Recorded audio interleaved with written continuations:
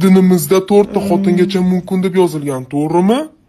To'g'ri, shunaqa yozilgan. Ha, malades. Ba'zilar shuni tushunmaydi. Shu Xudoyam erkak kishimikin a?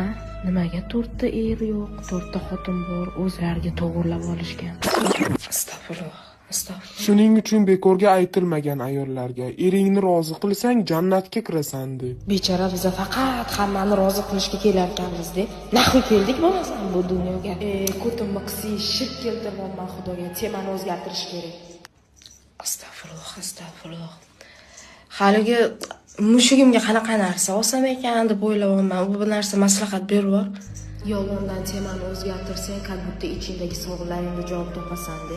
O'zingni o'zing aldama, savollarga javob topolmayapsan-ku. Astag'firulloh, astag'firulloh. Ey Xudojon, meni ko'rib turgan bo'lsang agar iltimos o'zing kechir, mendan chiqmayapti bu ovoz. Sendan chiqyapti-ku, aldama.